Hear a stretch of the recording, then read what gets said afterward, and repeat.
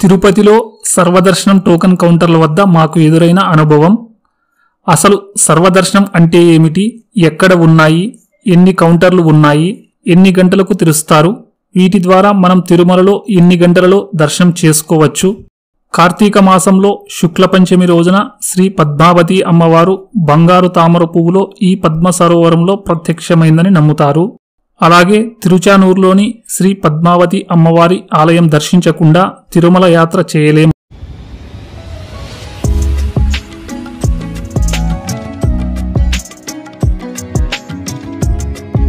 అందరికీ నమస్కారం.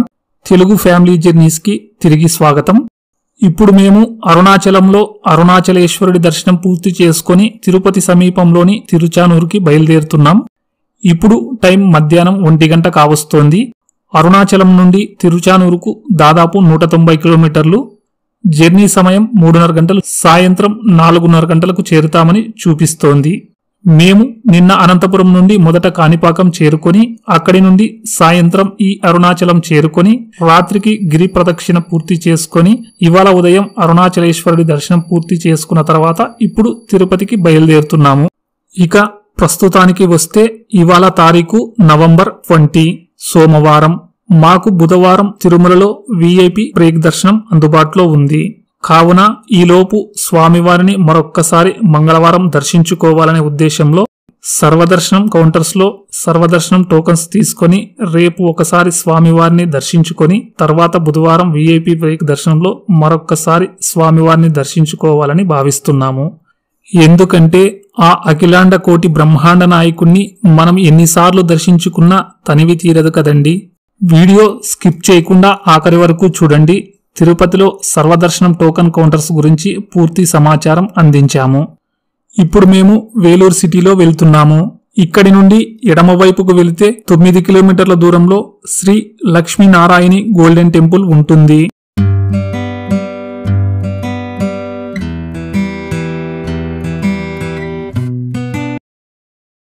ఆంధ్రాలో కంటే తమిళనాడులో పెట్రోల్ ప్రైస్ తక్కువ ఉంటుందని పెట్రోల్ రీఫిల్ చేసుకుంటున్నాము. ఇక్కడ పెట్రోల్ ప్రైస్ 104 రూపీస్ ఉందండి. ఇప్పుడు టైం మధ్యాహ్నం 3 గంటలు కావస్తోంది. ఇంకా తిరుచానూరు వెళ్ళడానికి 98 కిలోమీటర్స్ వెళ్ళాలి. ఈలోపు కాట్పాడి దాటిన తర్వాత ఆంధ్ర తమిళనాడు బార్డర్ ఇటువైపే హోటల్ అనసూయ క్లాసిక్ లో లంచ్ చేస్తున్నాము. మీల్స్ అయితే టేస్ట్ చాలా బాగుంది.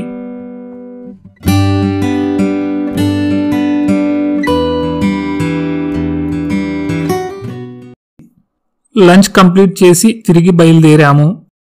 తమిళనాడు బార్డర్ క్రాస్ చేస్తూ తిరిగి ఆంధ్రాలోకి అయితే వచ్చాము. ఇప్పుడు చిత్తూరు ఔటర్లో వెళ్తున్నాము. ఇక్కడి నుండి కాణిపాకం 11 కిలోమీటర్లు. ఇలాగే స్ట్రైట్ వెళ్తే బెంగళూరు వెళ్తాము.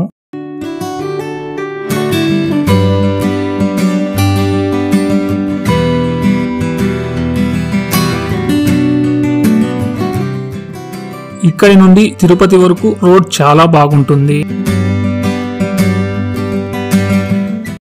తిరుపతి సమీపంలోకి వచ్చాము. ఎదురుగా మనం ఎన్నోసార్లు చూసిన శ్రీవారి వదన ఆకారంలో ఉన్న సప్తగిరులు. తిరుపతి బైపాస్ రోడ్లో వెళ్తున్నామండి. మీ అందరికీ తెలిసిన విషయమే. తిరుమల యాత్రలో భాగంగా చాలా మంది భక్తులు మొదట కాణిపాకం, తర్వాత తిరుచానూరు, ఆ తరువాత తిరుమలను దర్శించుకొని చివర్లో శ్రీకాళహస్తిని దర్శించుకుంటారని. మేము అలాగే, కానీ ఈ యాత్రలో అరుణాచలంని జోడించుకున్నాము. అందున కార్తీక మాసంలో ఈ పుణ్యక్షేత్రాల దర్శనం మాకు చాలా ఆనందాన్ని కలిగించింది. మనం ఇప్పుడు తిరుచానూరు సమీపంలోకి వచ్చాము. ఈ తిరుచానూరు తిరుపతి రైల్వే స్టేషన్ నుండి అలాగే బస్టాండ్ నుండి 5 కిలోమీటర్ల దూరంలో, తిరుమల నుండి అయితే 27 కిలోమీటర్ల దూరంలో ఉంటుంది. మేము అమ్మవారి కార్తీక బ్రహ్మోత్సవాలు ముగిసిన తర్వాత వచ్చాము. ఇదంతా ఆలయ సమీపంలో గల పార్కింగ్ ఏరియా. మేము తిరుచానూరులో ఆలయ సమీపంలోకి చేరుకునేపాటికి సాయంత్రం 4:45 అయ్యింది. మేము కార్ పార్కింగ్ చేసి ఆలయ దర్శనానికి వెళ్తున్నాము.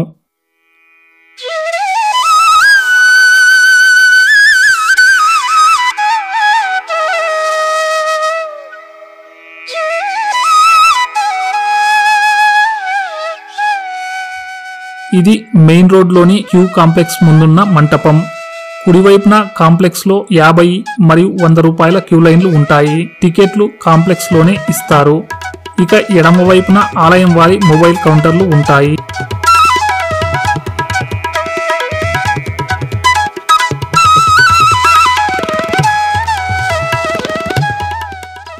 మేము ఇక్కడ మొబైల్ డిపార్ట్ చేసి ఆలయ దర్శనానికి వెళ్తున్నాము. మా దర్శనం పూర్తి చేసుకుని వచ్చేపాటికి సాయంత్రం 5:45 అయ్యింది.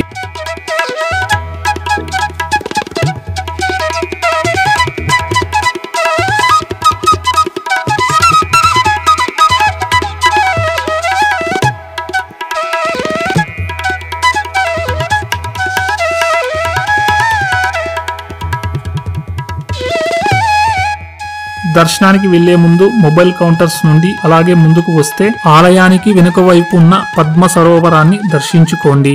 స్థల పురాణం ప్రకారం క్లుప్తంగా తెలుసుకుంటే భృగ మహర్షి సంఘటనతో లక్ష్మీదేవి అమ్మవారు వైకుంఠాన్ని వీడి అలిగి భూలోకానికి చేరుకున్న తర్వాత శ్రీ పద్మావతిగా ఆకాశరాజుకు కుమార్తెగా ఈ పద్మ సరోవరంలో బంగారు తామర పువ్వుపై ఉద్భవించిందట.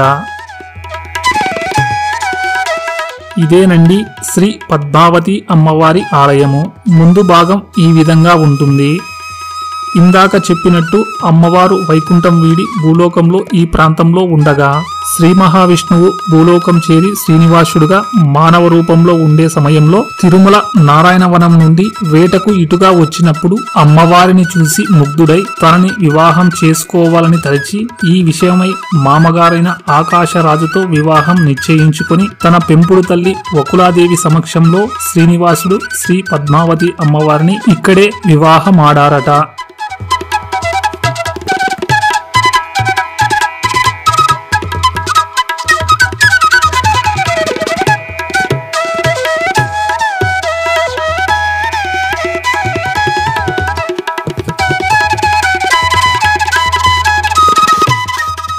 ఇక అమ్మవారి మరో పేరు అలమేలు మంగ అని. ఇదివరలో తిరుచానూరును అలమేలు మంగాపురమని పిలిచేవారని మీ అందరికీ తెలిసిన విషయమే.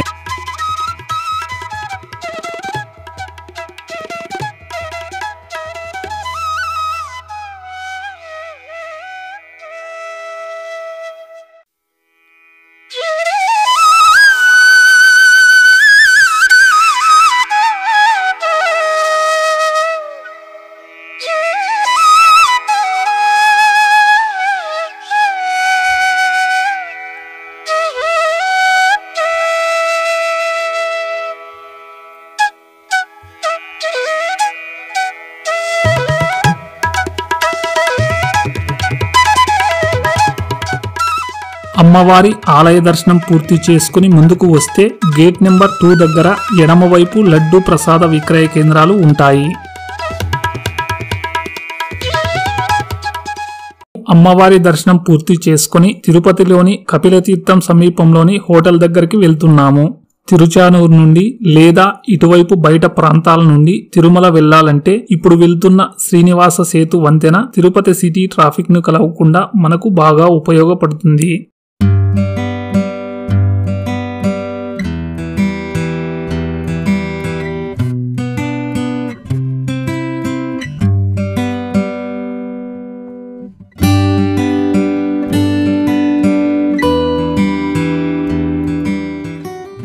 మేము కపిలతీర్థం సమీపంలో నంది సర్కిల్ నుండి 200 మీటర్ల దూరంలో హోటల్ కేవీపీ గోల్డెన్ ఇన్ లో స్టే చేస్తున్నాము. ఇక్కడ రాత్రికి స్టే చేసి తెల్లవారుజామున శ్రీవారిని మాకు వీఐపీ దర్శనం అవకాశం ఉన్నప్పటికీ మరొక్కసారి దర్శించుకోవాలనే ఉద్దేశంతో సర్వదర్శనం టోకన్ కౌంటర్స్ లో టోకన్స్ తీసుకొని రేపు ఒకసారి దర్శనం చేసుకోవాలనుకుంటున్నాము. ఆ దూరంగా సర్కిల్ లాగా ఉన్నదే కపిలతీర్థం సమీపంలోని నంది సర్కిల్. ఈ హోటల్లో 1 డే స్టేకి రూమ్ ఎక్స్ట్రా బెడ్ తో కలిపి 3200 రూపాయలు ఛార్జ్ చేశారు. హోటల్ అయితే చాలా బాగుంది, కొత్తది కూడాను.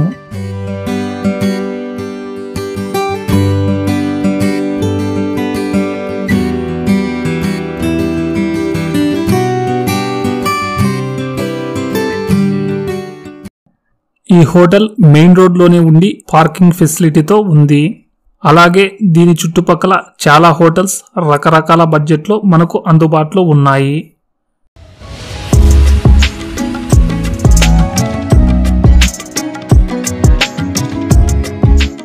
మేము డిన్నర్ చేయడానికి కేవీపీ హోటల్ సమీపంలోని అడయార్ ఆనంద్ భవన్లోకి వెళ్తున్నాము. ఇది మంచి యాంబియన్స్తో చాలా బాగుంది.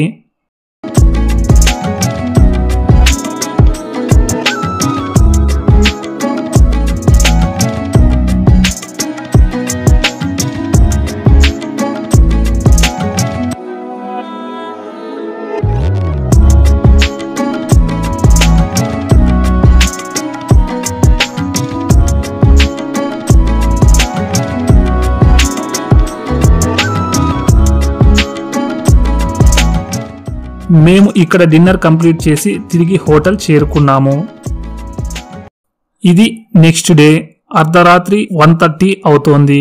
ఇప్పుడు మేము తిరుపతిలో సర్వదర్శనం టోకన్స్ తీసుకోవడానికి గోవిందరాజ సత్రాల దగ్గరికి వెళ్తున్నాము.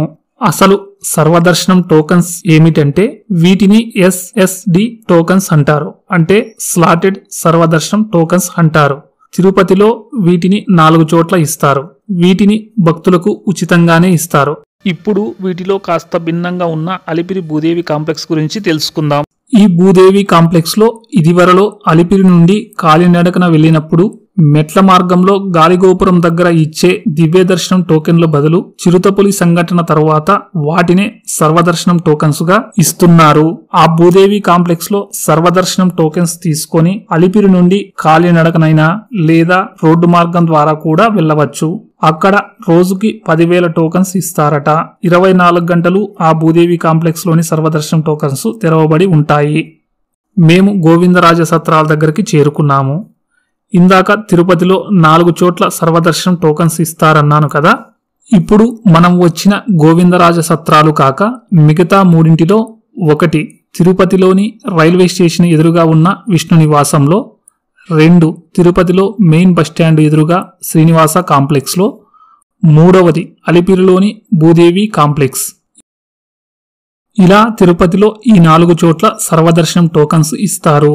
ఈ 4 భూదేవి కాంప్లెక్స్ పోను మిగతా 3 క్రౌడ్ కాస్త తక్కువగా ఉంటుందని మేము ఈ గోవిందరాజ సత్రాల దగ్గరికి వచ్చాము. ఇక్కడ మన వెహికల్స్ ఉంచడానికి కావలసినంత పార్కింగ్ ఏరియా ఉంది. ఇక ఈ టోకన్ కౌంటర్స్ తెల్లవారుజామున 4 గంటలకి తెరవబడతాయి. కానీ మేము ఎందుకు ఇంత అర్లీగా వచ్చామంటే కార్తీక మాసం కాబట్టి ఒక్కొక్కసారి క్రౌడ్ ఎక్కువగా ఉంటుందనే ఉద్దేశంతో ముందుగానే వచ్చాము. ఈ గోవిందరాజ సత్రాలలో 2వ సత్రం నుండి 3వ సత్రం మధ్యలో సర్వదర్శనం కౌంటర్స్ ఉంటాయి.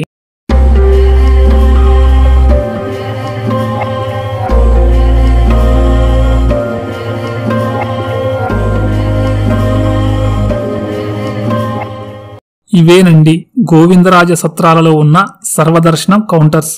కానీ ఈ కౌంటర్స్ లోకి మనం డైరెక్ట్ గా వెళ్ళడానికి లేదు. ఎలా వెళ్లాలన్నది ముందు మీకే తెలుస్తుంది. వీడియో ఆఖరి వరకు చూడండి. ఈ Govindaraja choultries Tirupati railway station వెనుక వైపు ఉంటాయి. ఈ గోవిందరాజ సత్రాలు గూగుల్ మ్యాప్స్ లో గోవిందరాజ చౌల్ట్రీస్ అని ఉంటుంది, గుర్తించుకోగలరు. ఇక్కడున్న వారికి కొంతమందికి తెలియక ఈ కౌంటర్స్ లోకి డైరెక్ట్ గా పంపిస్తారు. మమ్మల్ని కాసేపు వేచి ఉండమన్నారు. ఇప్పుడు టైం రాత్రి 2 గంటలు కావస్తోంది. ఇప్పటికైతే జనాలు ఎక్కువ మంది లేరు.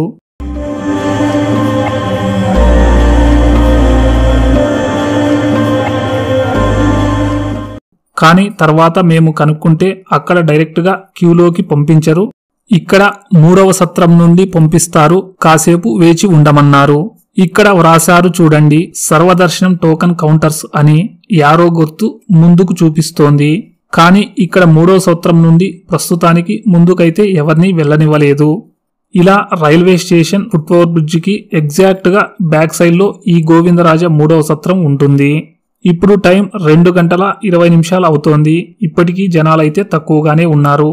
ఇక్కడున్న ఈ పోలీస్ వారు ఇక్కడి నుండి ఎవరిని ముందుకైతే వెళ్ళనివ్వడం లేదు. అందుకనే అందరూ ఇక్కడ వేచి ఉన్నారు.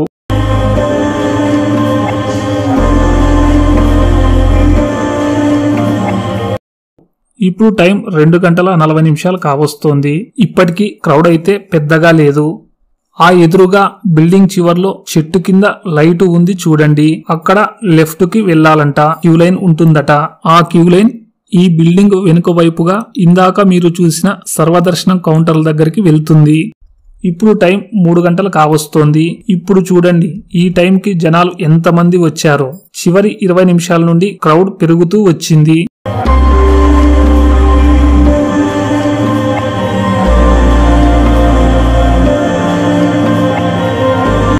ఇప్పుడు టైం 3 గంటల 20 నిమిషాలు.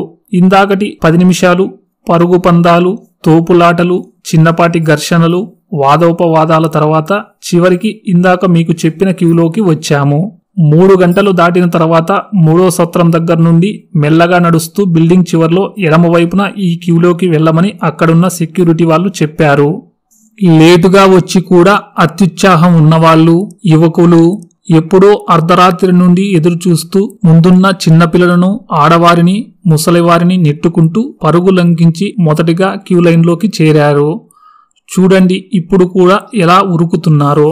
సరేనండి, ఇక విషయానికి వస్తే శ్రీనివాసం కాంప్లెక్స్, విష్ణు నివాసం, ఈ గోవిందరాజ సత్రాలలో 3 చోట్ల కలిపి శుక్ర, శని, ఆదివారాలలో అలాగే వరుస సెలవుల రోజులలో రోజుకి 15,000 టోకన్లు, సోమ, మంగళ, బుధు, గురువారాలలో రోజుకి 10,000 టోకన్లు భక్తులకి ఇస్తారట. ఈ 3 చోట్ల కలిపి ఆ రోజు కోటా పూర్తయితే ఇక టోకన్లు జారీ చేయరు. శ్రీవారిని దర్శించుకోవాలంటే సేవలు కాకుండా సాధారణంగా ఎన్ని రకాల దర్శనాలు ఉన్నాయో నాకు తెలిసినంతలో క్లుప్తంగా వివరిస్తాను. మొదటిది దివ్య దర్శనం. ప్రస్తుతం కేవలం శ్రీవారి మెట్ల మార్గంలో మాత్రమే అందుబాటులో ఉన్న దర్శనం. రోజుకి తొలుత వచ్చిన 5,000 మందికి మాత్రమే ఈ మెట్ల మార్గంలో టోకన్లు జారీ చేస్తారు. వీళ్లకు మాత్రమే దివ్య దర్శనం అందుబాటులో ఉంది. 2 సర్వదర్శనం. ఇప్పుడు మనం తీసుకుంటున్న టోకన్ల ద్వారా స్లాటెడ్ సర్వదర్శనం ఒకటైతే పైన తిరుమలలో డైరెక్ట్ గా సర్వదర్శనం క్యూ లైన్ ద్వారా చేసుకునేది. దీనికే దర్శనాలలో అత్యధిక సమయం తీసుకునేది. 3వది శీఘ్ర దర్శనం. ఆన్లైన్లో ముందుగానే బుక్ చేసుకునే 300 రూపాయల దర్శనం. 4 వయోవృద్ధుల, శారీరక వికలాంగుల కొరకు ప్రత్యేక దర్శనం. 5 ఏడాదిలోపు చిన్నపిల్లలు కలిగిన తల్లిదండ్రులకు. 6 శ్రీవాణి పథకం ద్వారా ఇక్కడ సర్వదర్శనం కౌంటర్లు 4 గంటలకి తెరిచారు. క్యూ అయితే త్వరగానే మూవ్ అవుతోంది. ఇక్కడికి వచ్చిన తర్వాత 9 కౌంటర్లలో టోకన్లు జారీ చేస్తున్నారు. దర్శనానికి 12 సంవత్సరాలు పైబడిన వారు ఎవరెవరు వెళ్లాలనుకుంటున్నారో వారందరూ క్యూలోకి వచ్చి వారి వారి ఆధార్ కార్డు ద్వారా టోకన్స్ తీసుకోవాలి. ఇంతకు ముందు చెప్పినట్టు ఇక్కడ శ్రీనివాసం కాంప్లెక్స్, విష్ణు నివాసంలో 3 చోట్ల కలిపి ఆ రోజుకు కేటాయించబడిన టోకన్లు 10,000 కావచ్చు, 15,000 కావచ్చు, ఏకకాలంలో జారీ చేస్తుంటారు. ఆ రోజు టోకన్స్ పూర్తవ్వగానే కౌంటర్లు బంద్ చేస్తారు. అప్పటికే క్యూలో ఉన్నప్పటికీ మనం వెనుదిరగాల్సిందే, లేదా మరుసటి రోజు ఇదే తంతు. మేము తెల్లవారుజామున 4 గంటల 20 నిమిషాలకి టోకన్స్ అందుకున్నాము. మాకు ఇవాళ మధ్యాహ్నం 12 గంటలకు స్లాట్ వచ్చింది. ఇవాళ మంగళవారం, అందుకే క్రౌడ్ కాస్త తక్కువ ఉన్నట్టుంది. మరొక ముఖ్య విషయం, ఈ టోకన్స్ తీసుకున్న తర్వాత తిరుమల వెళ్లాలనుకునే వారికి ఇక్కడి నుండే బస్సులు అందుబాటులో ఉన్నాయి. ఇక్కడ టోకన్ తీసుకున్న వారు మరొక 30 రోజుల తర్వాత కానీ టోకన్ తీసుకోవడానికి కుదరదు. నెక్స్ట్ వీడియోలో కపిల తీర్థం, తిరుమల ప్రయాణం, తిరుమల దర్శనం, శ్రీకాళహస్తి గురించి పూర్తి సమాచారంతో వీడియో ఉంటుంది. మీకు ఈ వీడియో నచ్చితే లైక్ చేయండి, షేర్ చేయండి. అలాగే మన ఛానల్లోని వీడియోస్ మీకు నచ్చినట్లయితే మన ఛానల్ని సబ్స్క్రైబ్ చేసుకోండి.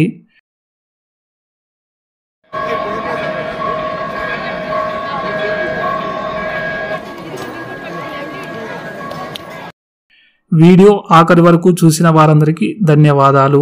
Thanks for all.